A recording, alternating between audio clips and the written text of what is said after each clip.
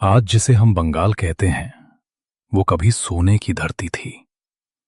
सोनर बंगला, जहां नदियां सोना बहाती थीं, जहां मंदिरों की घंटियों में ज्ञान गूंजता था और जहां व्यापारियों से लेकर संतों तक हर कोई कुछ न कुछ खोजने आता था, धन या दर्शन। पर क्या आप जानते हैं इस सोने की धरती का वैभव अचानक कैसे लुप्त हो गया? 5वीं से 12वीं शताब्दी के बीच बंगाल सिर्फ एक राज्य नहीं था, वो विश्व का व्यापारिक केंद्र था। गुप्त वंश के बाद पाल राजाओं ने धर्म और ज्ञान को नई ऊंचाइयों पर पहुंचाया। उनके शासन में नालंदा और विक्रमशिला जैसे विश्वविद्यालय खिले, जहां चीन, तिब्बत और दक्षिण एशिया से छात्र आते थे। कहा जाता है वो समय था जब बंगाल की मिट्टी में भी सोना उगता था। बंगाल की असली शक्ति उसके ज्ञान में थी। यहीं से तंत्र साधना, वज्रयान बौद्ध धर्म और भक्ति आंदोलन की कई धाराएं निकली।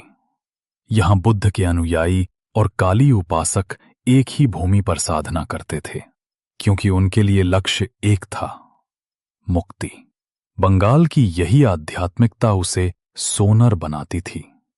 बाहरी सोने से नहीं, भीतर की रोशनी से। उस समय गंगा ब्रह्मपुत्र का संगम दुनिया के सबसे बड़े व्यापारिक मार्गों में था। यहीं से चीन, अरब और यूरोप तक रेशम, मसाले और सोना जाता था। बंगाल के बंदरगाह ताम्रलिप्ति और सोमनाथपट्टनम प्राचीन विश्व के दुबई कहे जा सकते हैं। पर हर सोने के पीछे छिपा होता है साया, और जल्द ही ये साया बंगाल पर भी छा गया। 12वीं शताब्दी में जब आक्रमणकारी उत्तर भारत पहुंचे, बंगाल उनके लिए स्वर्ण भूमि बन गया। पहले तुर्क, फिर अंग्रेज। हर कोई बंगाल के धन और विद्या पर टूटा। मंदिर टूटे, ग्रंथ चले, और वो भूमि जो कभी स्वर्ण थी, धीरे धीरे भूख और विभाजन की प्रतीक बन गई। पर इतिहास की राख में भी चमक बाकी थी। 18वीं और 19वीं शताब्दी में बंगाल ने फिर से जन्म लिया।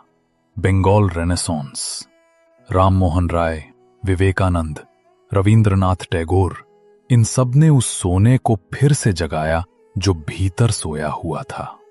सोनर बंगला एक राज्य नहीं था, वो एक अवस्था थी जहां धन और धर्म, कला और करुणा सब एक साथ बहते थे। आज जब हम उस भूमि को याद करते हैं तो हमें सोने की नहीं, उसकी आत्मा की खोज करनी चाहिए, जो अब भी हर बंगाली दिल में चलती है। यही था सोनर बंगला का रहस्य, धन में नहीं, चेतना में छिपा हुआ सोना।